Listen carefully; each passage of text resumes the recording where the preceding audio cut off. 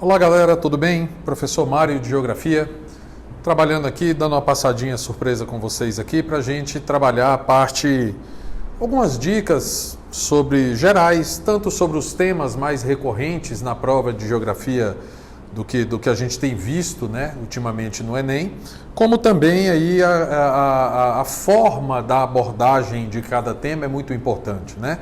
Porque se você pegar a prova de vestibulares, Brasil afora, enfim, você vai notar que os temas, eles estão em outros editais também. Esses temas eles não são abordados apenas na prova do Enem.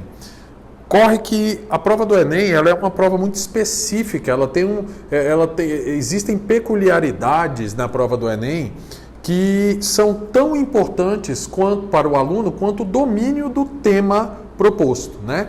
Então a gente pensa aqui sempre no melhor para tentar trazer para vocês algumas dicas referentes a essa prova, né? Os temas do Enem, eles são trabalhados, né? De uma maneira, no geral, eu poderia dizer que ela trabalha de maneira mais generalizada o tema, né? O tema ele é mais abrangente, é sempre mais complexo, né? Então a gente precisa estar sempre de olho aí nessas recomendações. Então, eu vou dividir com vocês aqui quanto à abordagem, quanto aos temas, tá? No segundo momento, e depois dicas gerais da prova para vocês, tá bom? Então, quanto à abordagem, né? Então, olha só, a abordagem aborda os temas de forma diferente do que a gente está acostumado a ver nos vestibulares, tá? Então, fique ligado aí nessa questão, porque geralmente os vestibulares costumam trazer questões mais regionais sobre geografia, né? Mais regionais, obviamente ligado à região onde você está fazendo o vestibular. Isso é meio que uma dinâmica geral, né?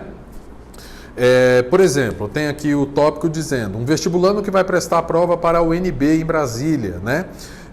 Deve estar atento às características físicas, né, como do Distrito Federal, como o Cerrado, como o clima típico do Planalto Central, no máximo a região Centro-Oeste como um todo. No caso do Enem, independentemente de onde você more, né, tem uma boa noção sobre os aspectos físicos de todo o país. Tá? Então ele vai trabalhar de forma mais abrangente, é uma coisa, como é que eu posso dizer, mais complexa, ligado ao todo, é um conteúdo trabalhado de forma mais integral, né? No Enem, os tópicos da geografia geral são os mais relevantes, né? Pois ele propõe entender fenômenos geográficos em diferentes contextos e paisagens.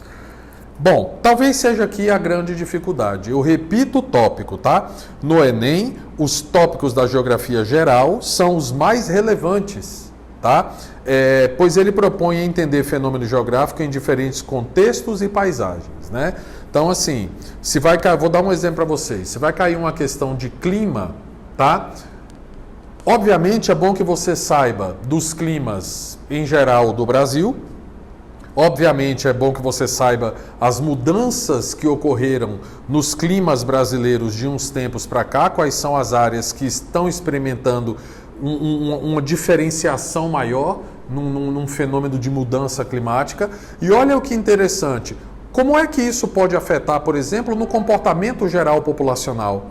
Entendeu? Como é que isso pode influenciar, por exemplo, na questão econômica, produção de alimentos, tá vendo? Então, é uma prova que você pode estar pensando aí, professor, então por isso que é tão importante a atualidade, não é? Sim, você não tenha dúvida, né? Então, assim, por quê? Porque quando a gente vai falar de atualidades, como por exemplo a questão que houve, né, durante o ano 2020, chamou muita atenção, as queimadas na Amazônia e as queimadas no Pantanal. Vamos pensar um pouquinho nisso, né? Vamos lá, isso acontece praticamente todo ano. É mais ou menos como o Cerrado. O Cerrado ele tem um período próprio do ano ali onde as queimadas são constantes.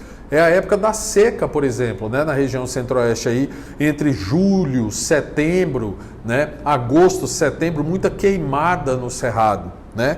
Mas olha lá, vamos lá pensar no Pantanal. Professor, mas espera aí, Pantanal pegou fogo, você disse que é normal incêndio no Pantanal na época. É normal na Amazônia também. É normal no período em que pegou fogo na Amazônia. O que não é normal é a intensidade e o volume que isso ganhou. Você entende? E aí quando a gente para pensar nisso, vão vir questões políticas, vão vir questões econômicas, e aí é aonde o Enem gosta de entrar. Entendeu? Não analisar apenas o conteúdo, analisar apenas a questão das queimadas, né, do próprio desmatamento na Amazônia, como uma coisa conceitual, mas como é que isso aí influencia na economia, como é que influencia politicamente? Por que foi tão intenso? Foi apenas uma questão de uma seca maior? Ou houve também um incêndio criminoso no meio disso também? Aproveitando o momento para poder maximizar esses incêndios. E se houve um incêndio criminoso, qual era o objetivo disso? Entendeu? Então veja que é uma coisa mais ampla. Não é uma coisa de você, por exemplo, observar o conceito da queimada do Cerrado em junho e julho. Por que acontece? Porque é o ápice da seca na região. Beleza, tranquilo, fechou. Tá vendo que essa segunda abordagem que eu falei agora seria uma coisa mais ligada a vestibular. Quando você vai falar de Enem, a coisa é sempre mais ampla, né? E aí a gente vai dando os exemplos aqui. Então, essa abordagem diferente, tá? Eu quero que você preste atenção, fique sempre muito atento a isso, tá? Quanto aos temas, eu separei aqui os temas que mais caem, né? Os que são mais recorrentes na questão do Enem. Então eu tenho aqui a questão ambiental, né? Privilegia a questão multidisciplinares. Cara, falou em questões ambientais, você pode envolver todas as outras matérias que você imaginar, de artes à educação física. Então o cara pode, com certeza, fazer questões que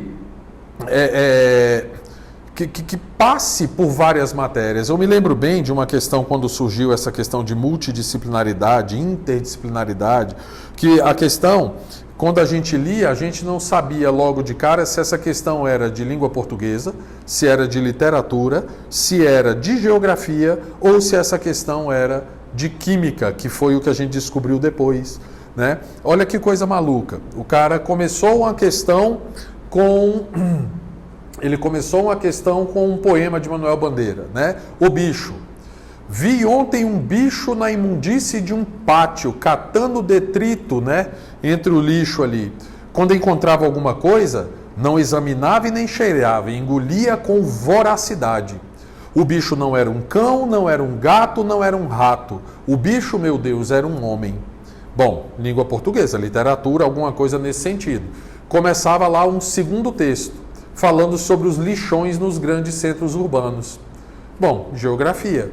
E no final, as opções para você marcar eram opções com fórmulas de química para você identificar qual daquelas fórmulas ali, né? Qual daquelas fórmulas ali representava o gás mais produzido nesse ambiente de lixão. Você está vendo como é que são as coisas? Né? Então, se você não domina se você dominar só o conceito, você vai passar aperto numa prova do Enem. Né? Não adianta você ser uma máquina decoradora de conceitos. E isso é muito legal na prova do Enem.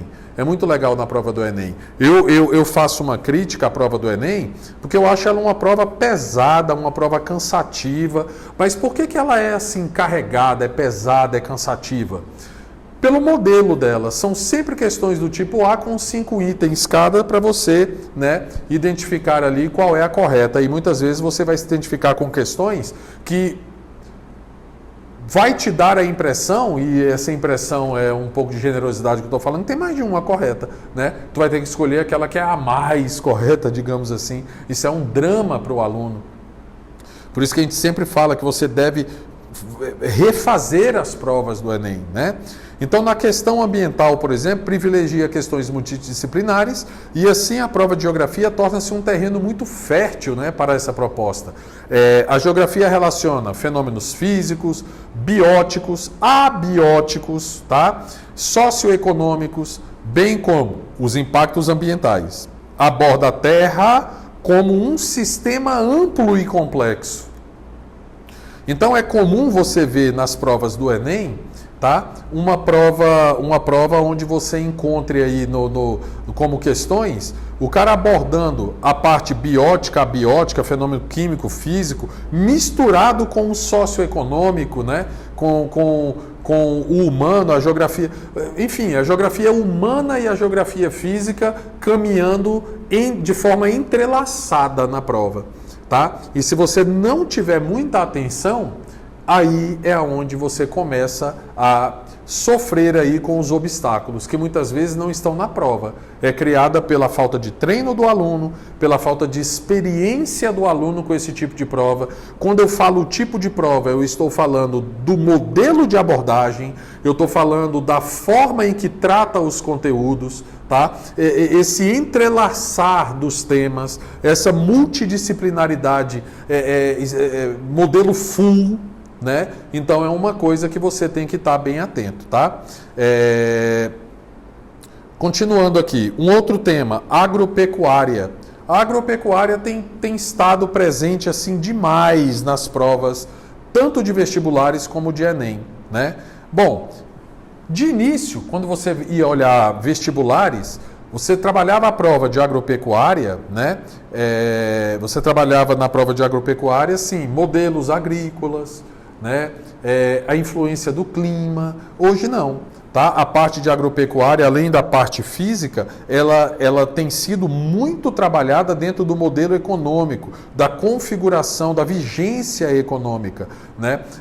O que a gente chama de conjuntura econômica atual. E olha, como a agropecuária é muito forte no Brasil e o Brasil é um grande exportador de produtos agropecuários, aí você tem que estar mais atento ainda, porque aí, quando vai misturar isso aí na parte de interdisciplinaridade, quando vai entrelaçar os temas, você tem que tomar um cuidado gigantesco, eu vou te dizer por quê. Porque aí já não é apenas com a economia nacional, é com a economia mundial. A importância da agropecuária brasileira na prova do Enem, ela gosta de cair também relacionado à importância com relação à economia mundial. Então, olha isso, né?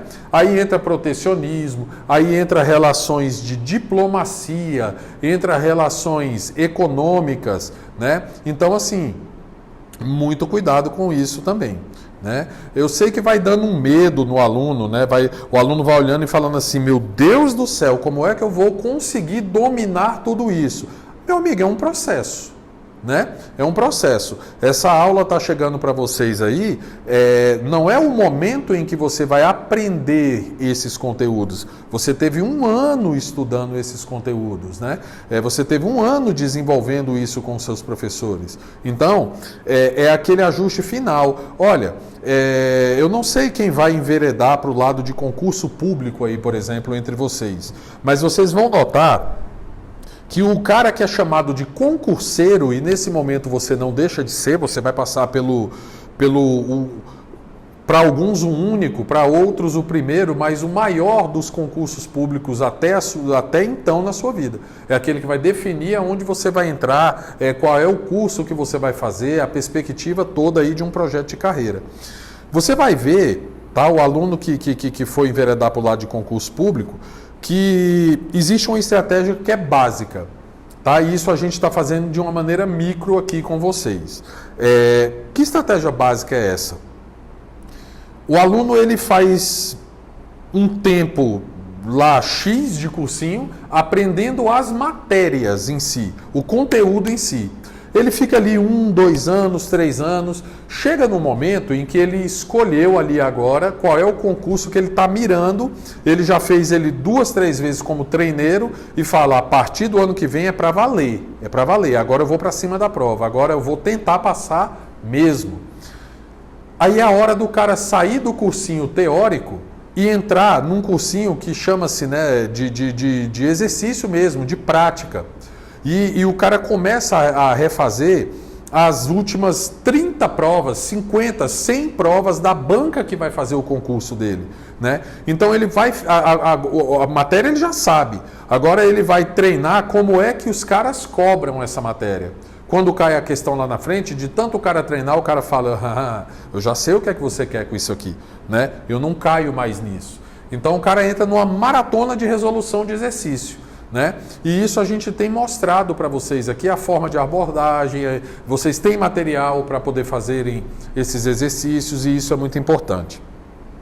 Então, na questão da agropecuária, a gente trabalha desde a procedência e processo de produção dos alimentos, isso é abordado, tá? Todo esse processo, desde lá da origem até a mesa do consumidor, é abordado na agropecuária no Enem e é abordado na perspectiva social, econômica, tá vendo? Sempre vou bater nessa tecla. O cara está falando de agropecuária, ele pode entrar aqui com a parte de êxodo rural, migração. Aí ele pode fazer uma questão junto com a matemática para que você analise um gráfico. Você vai ver lá um texto lá em cima, que é um texto falando sobre o êxodo rural do Brasil, a agropecuária, beleza, geografia, tranquilo. Depois ele vai querer que você analise um gráfico lá e dentro desse gráfico fazer algum tipo de cálculo. Tá vendo como é que é a coisa? Tá? Pode ser que dentro da agropecuária também o cara possa cobrar de você a parte química. Né? A química está muito presente aí na produção agrícola, né?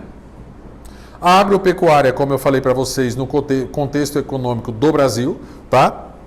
E como o Brasil, não se esqueça, como o Brasil é o país que um dos principais exportadores do mundo de produtos agrícolas, né? Quando eu falo agrícola, eu estou falando de agricultura e pecuária, né? Então, assim, você pode se preparar aqui no contexto econômico do Brasil, como está no slide, mas também no contexto mundial. Domine os seguintes conceitos: latifúndio, minifúndio, cultivos permanentes, sistemas intensivos e extensivos, monocultura, policultura, utilização de químicos, agrotóxicos e exportação. Aí olha só, questões recorrentes: concentração de terras. Isso aí já dá para falar de estrutura fundiária, já dá para falar de má distribuição de terras no Brasil, né? Aí entra latifúndio, entra uma série de questões, movimento de sem terra e por aí vai. O predomínio do latifúndio e da exportação em detrimento dos pequenos produtores e da produção local e aos conflitos de posse de terra e por aí vai. Então, fique muito atento, tá? Porque é comum, volto a dizer, vou sempre apertar nessa tecla nessa aula aqui, é muito comum que ao começar a ler o texto você seja levado para uma esfera, tá? Mas que quando você comece a ler um segundo texto, caso exista, ou quando você começar a ler os seus itens, você perceba que o raciocínio seu está sendo levado para uma outra seara. Tá? O cara te prepara com um texto sobre agropecuária e lá no final pode ser química. O conhecimento final exigido pode ser química, tá? Um outro tema recorrente aí também nas provas do Enem, fases do capitalismo, tá? Essas fases do capitalismo são muito importantes. Você pode pegar do século XV para cá, por exemplo, né? Começando desde lá na verdade, desde lá do fim dos feudos, né? O capitalismo ele vai entrando aos poucos, ele não é um evento que tem uma data de inauguração, ele vai sendo de forma processual se configurando, e aí você tem lá as grandes navegações, você tem todas as fases do capitalismo até chegar no capitalismo atual, e uma parte importantíssima, toda vez que vai falar de capitalismo, tá? Geralmente está relacionada aos temas como indústria, o comércio e até mesmo as abordagens históricas. E quando eu falo de abordagem histórica, eu não posso esquecer os efeitos da Guerra Fria, tanto lá no momento da Guerra Fria, como até hoje. Até hoje a gente sabe que o mundo vive o fantasma da Guerra Fria. Até hoje, todas as vezes que países médios, né, ou até pequenos, que são de esquerda, são socialistas, né, vão entrar aí em algum conflito, quem é que vem sempre apoiando? Rússia e China. Né? Então a Guerra Fria, se você for parar para pensar, ela já não é tão forte como antigamente, mas ela ainda deixa tentáculos, né? Ela ainda tem um poder muito grande, né? Como essa Guerra Fria influenciou a economia e como o poder dos Estados Unidos e da antiga União Soviética afetaram a sociedade do século XX e, por que não dizer, do século XXI, né? Não tem como deixar de fora, tá? A influência da Guerra Fria não fica só lá no século XX, ela perpassa também, né, o século XXI aí. A urbanização, né? Urbanização também é um tema recorrente aí. As questões do Enem, gente, que trata sobre urbanização, costuma falar muito sobre os problemas das cidades. Acabou, filho. Acabou. Quando eu falo para você que costuma falar sobre problemas da cidade, gente, por favor, não limite a sua mente em pensar que problemas da sociedade, tá, atual e das cidades vão se limitar a engarrafamento, violência, asfalto esburacado, esgoto na rua, tá? Dentro desse tema de urbanização, o cara pode cobrar absolutamente qualquer coisa que esteja ligada à macrocefalia urbana, o antigo inchaço urbano. A macrocefalia urbana, a gente sabe que macro, grande, cefalia, um grande problema, uma grande dor de cabeça urbana, né? Então, tudo que você imaginar pode estar ligado aí, como crescimento desordenado, os problemas relacionados ao transporte, habitação, desemprego. Deixa eu te dizer, dentro dessa temática, o cara pode puxar tentáculos aí econômicos, sociais, políticos. Lembre-se que foi um ano de eleições. Para quê? Eleições para o gestor diretor da cidade, que é o prefeito. Tá vendo?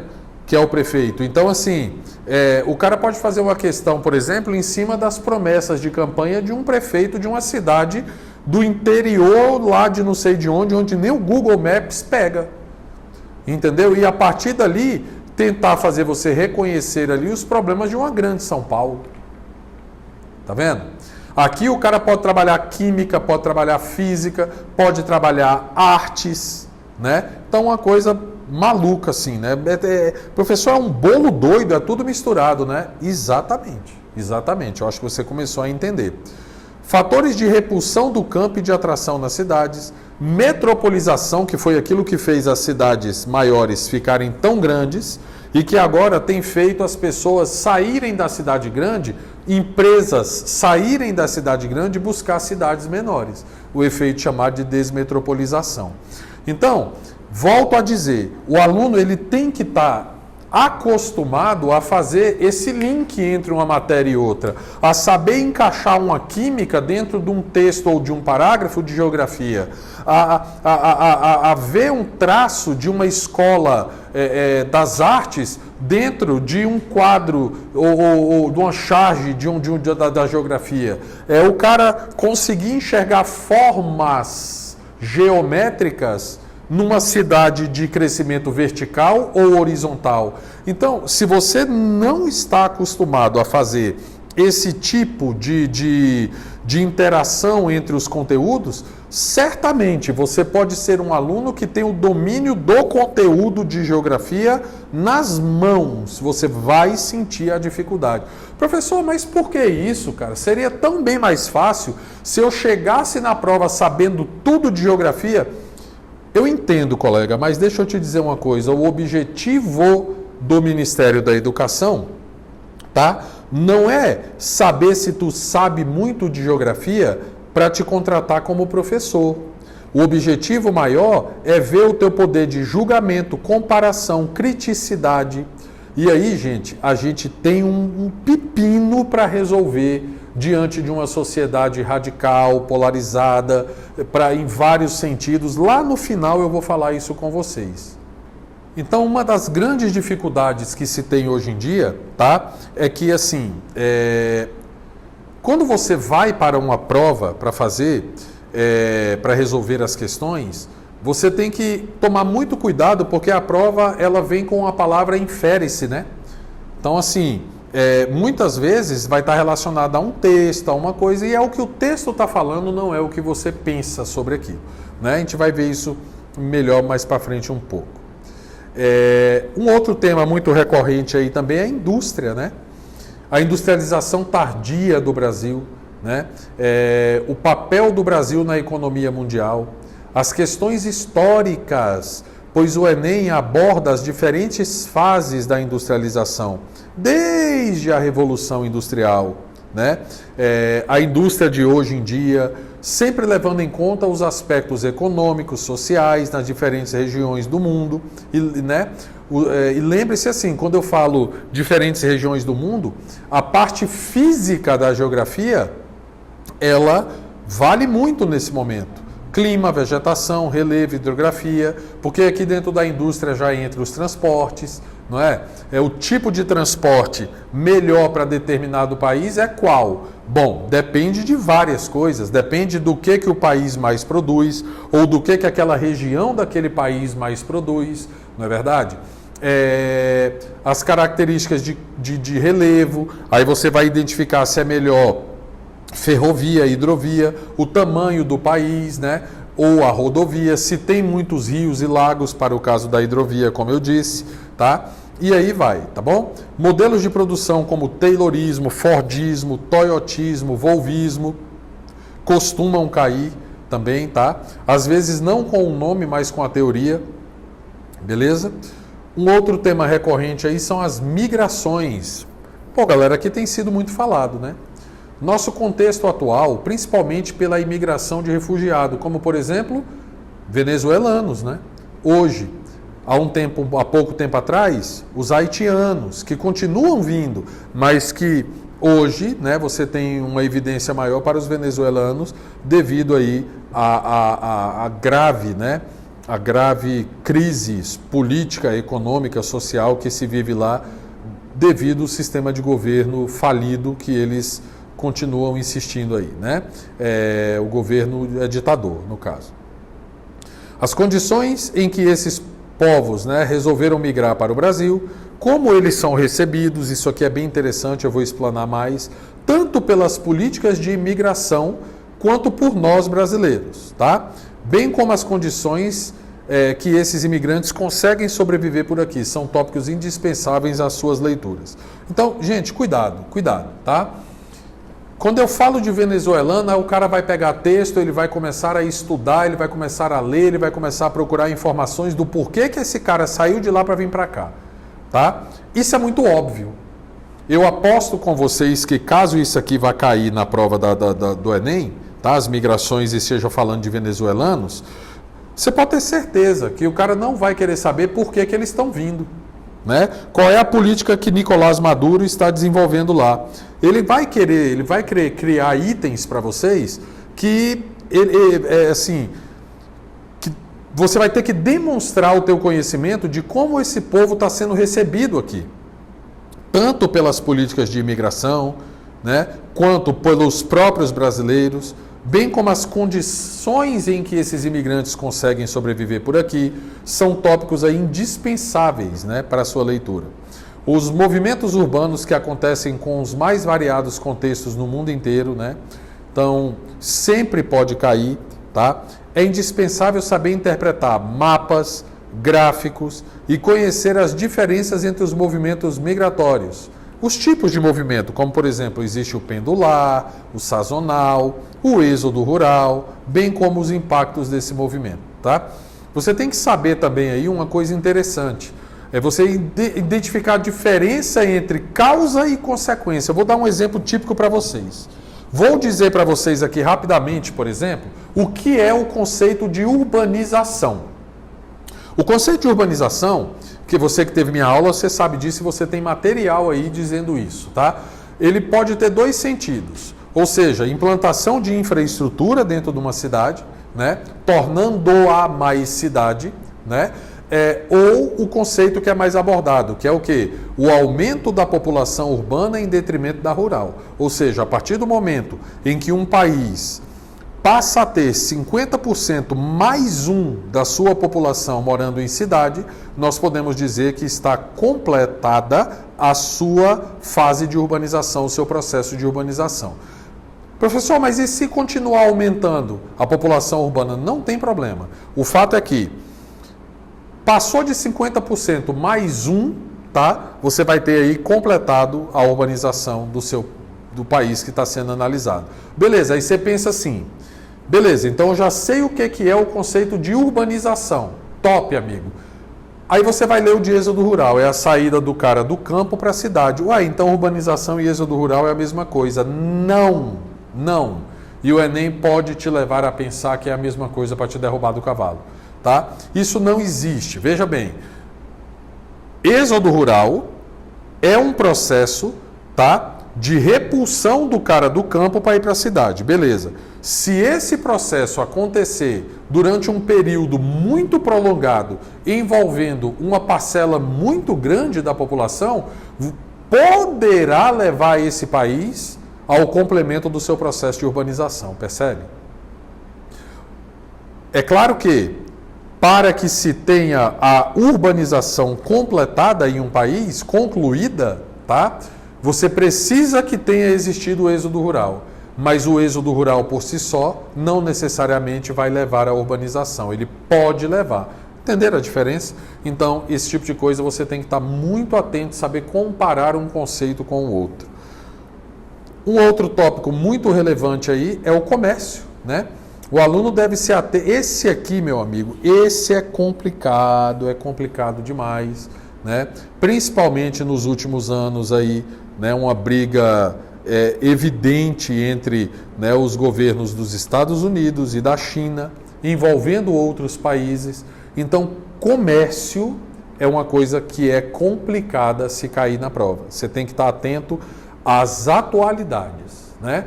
Você tem que estar assistindo jornais, você tem que estar lendo revista, você tem que estar por dentro daquilo que é a atualidade.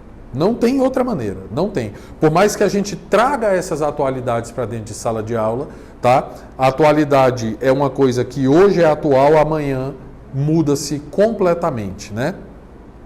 Então, o aluno deve se ater às relações comerciais entre diferentes países ou regiões. E, claro, aos impactos na economia mundial. Dominar os assuntos que implicam em nossa economia atual. Quando eu falo em nossa economia atual, parece que é falar assim, o que influencia na economia brasileira? Meu amigo, o que influencia na economia brasileira é o que influencia na economia mundial. Pode vir de dentro do Brasil, ou seja, pode ser um processo de dentro para fora, mas em grande parte é de fora para dentro. Percebe? Que é muito complexo.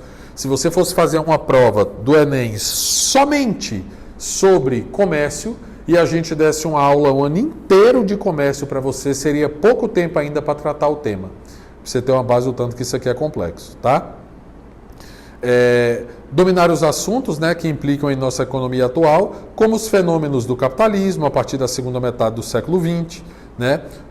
A exemplo da formação de blocos econômicos, a globalização da economia, os efeitos das escolas, né, de pensamentos aí. Bom, vamos lá. Preste bem atenção.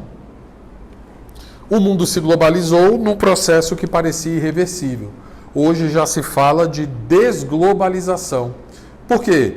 Porque é um momento de tentar salvar as economias nacionais da imensa crise que é mundial. E isso já aconteceu em outros momentos também da história.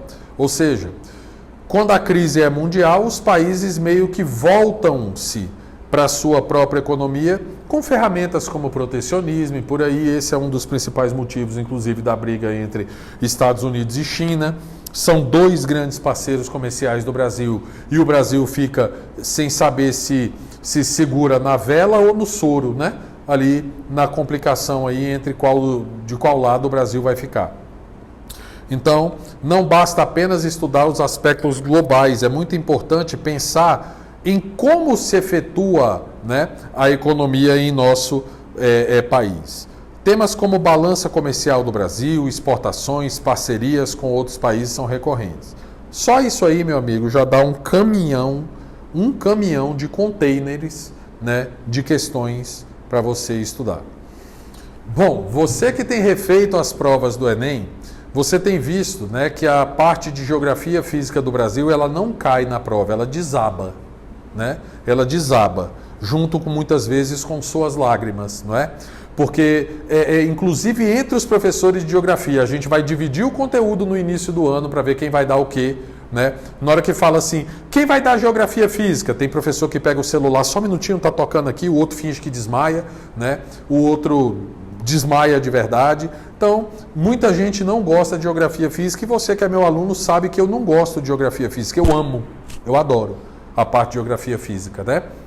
Então, assim, ela cai muito na prova do Enem, tá? Principalmente em termos como geologia, relevo, hidrografia, né, e suas respectivas relações com a população, posso acrescentar aqui também com a economia e por aí vai, né?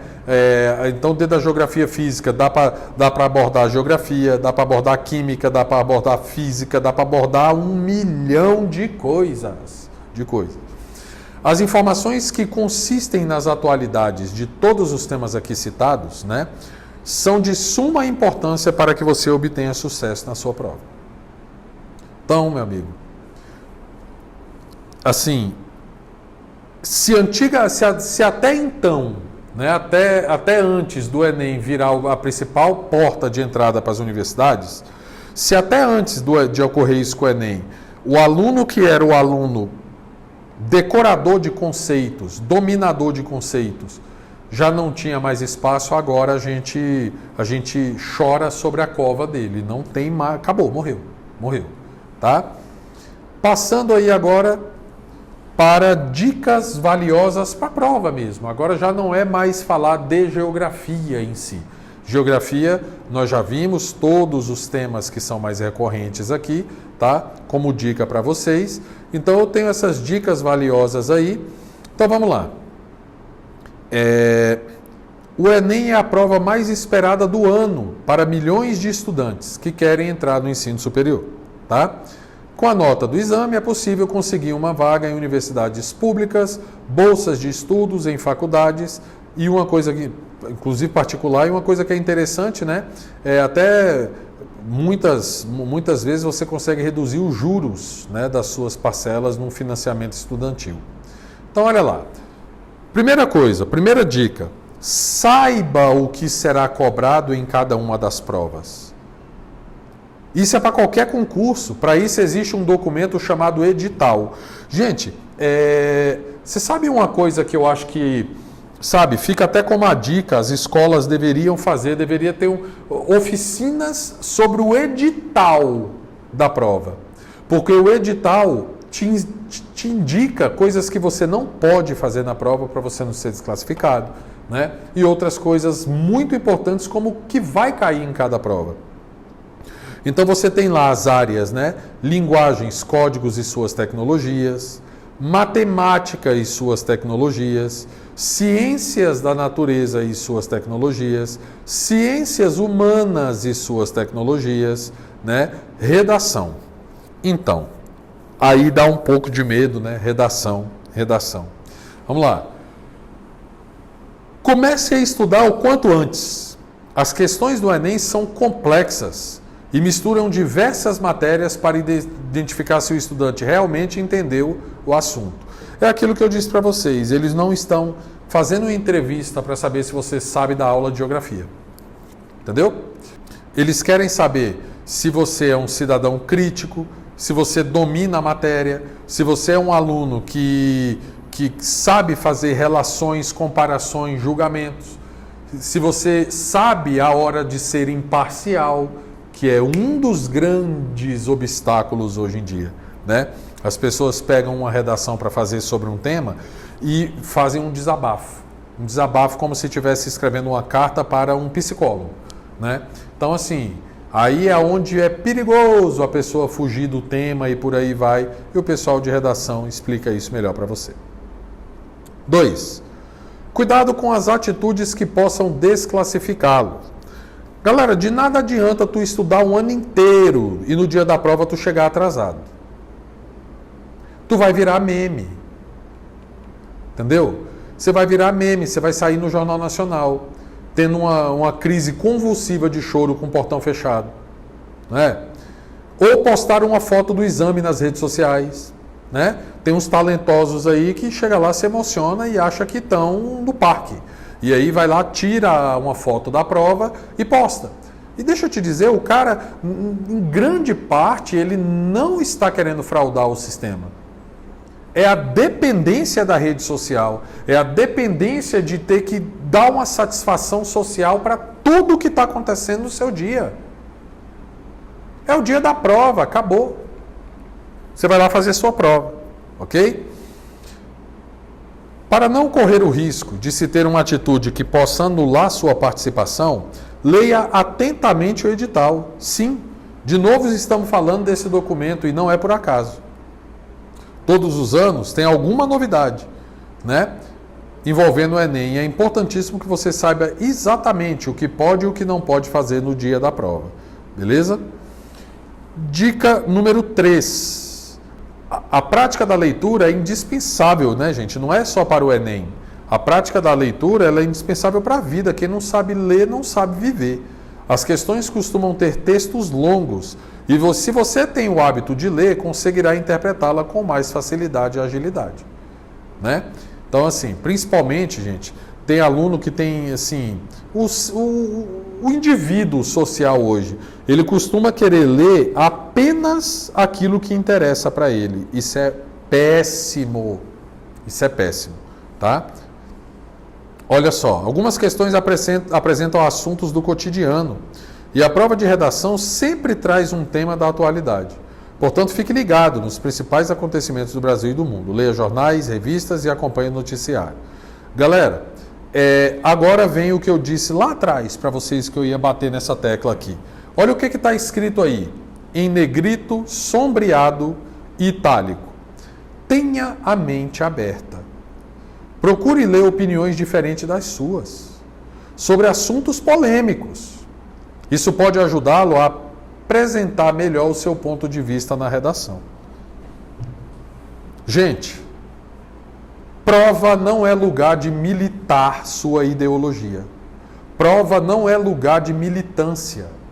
Você tem todo o direito do mundo de defender uma causa, de militar num movimento, de fazer parte de um grupo. Cara, você mora numa democracia, isso é sensacional. Graças a Deus você tem esse direito. Só que assim como o seu celular deve estar desligado na hora da prova, a sua ideologia também tem que estar de stand-by. Tá? Porque senão você faz sem querer um desabafo na prova. Você faz sem querer um desabafo na sua redação e aí você vai ter complicação. Uma frase mal colocada, você sabe o que acontece, né? Então, cara, quando você lê opiniões diferentes da sua, isso é muito bom. Até para você ter argumentos, melhorar os seus argumentos para defender aquilo que você acredita, ou até mesmo, por que não, mudar o seu pensamento, né? Quem não muda de pensamento? Né? Quem é que morre com 70 anos com os mesmos pensamentos que se tinha quando tinha 18? Ninguém. Né? Então é quando a gente vai vendo opiniões diferentes, é que a gente vai embasando e tendo a certeza que a nossa está certa ou que a nossa já não é tão certa como eu imaginava. E às vezes você muda, não há problema nenhum para isso. Nenhum. Então é aquilo que eu sempre falo para vocês.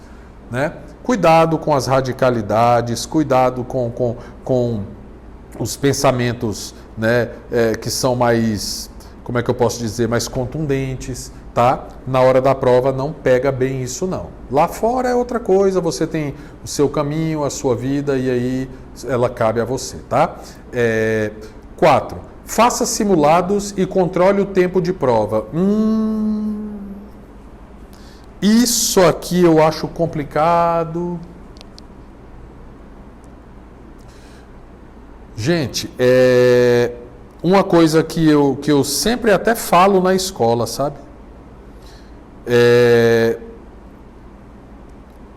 O aluno que se acostuma a chegar na hora que quer, na prova, atrasado, entendeu? No Enem você vai ficar de fora, você sabe disso, tá? Lá não vai ter o Kiko para te colocar para dentro.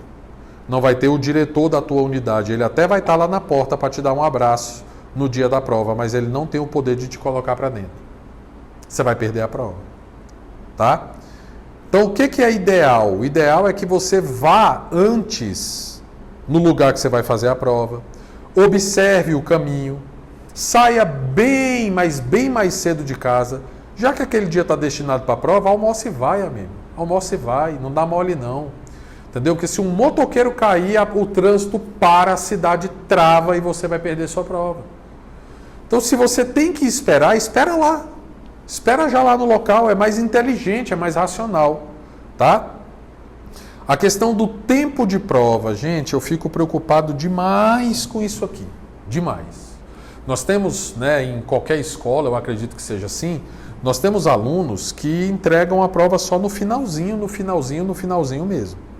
Gente, eu não estou pedindo para que você faça a sua prova para você tentar bater o recorde de quanto tempo, qual o menor tempo que você conseguiu fazer uma prova. Mas se você puder ir se educando, se você puder, tá? E se educando para que você não termine com a pessoa tomando a sua prova, é melhor. É melhor. Sabe? Você poder terminar uma prova faltando ainda uma meia hora para o tempo final, isso é confortável para você. Né? O tempo não vai enfiar uma faca no seu pescoço na hora de, por exemplo, você preencher o gabarito. Não é só fazer a prova, tem que preencher o gabarito. E nesse momento você tem que estar com muita calma. Então, eu não estou fazendo aqui uma campanha para que você... Gente, vocês têm que fazer a prova rápido. Não. Quanto mais rápido você faz também, demonstra que você foi mal na prova. Então, você tem que fazer a prova num tempo onde você não passe aperto. Esse é o ideal. Então, cuidado. Tá? Você que costuma ficar até mais o final, eu só não estou te criticando, não. É um direito seu. Você tem até o último segundo para entregar a sua prova. Eu só estou dizendo que isso pode ser perigoso para você. Pode ser perigoso. Tá? Então, assim, professor, eu só entrego no último minuto. Beleza, mas você terminou com uns 20 minutos antes e ficou lá esperando? Melhor. Entendeu? Não tem desespero, tá? As provas são bem extensas e os participantes têm poucas horas para respondê-las. Gente, não se esqueça, faça as provas do Enem em casa, refaça elas com o relógio do lado, contando o tempo de prova. Se você fazer um simulado, não é só simular as questões, o conhecimento, é simular também o tempo da prova. Então fecha lá tudo na sua casa, bota lá a plaquinha do lado de fora lá da porta do seu quarto, do not disturb lá, para que ninguém, né, te interrompa, tá? E aí você pode fazer a sua provinha lá e ir treinando o tempo. Olha que interessante esse dado aqui.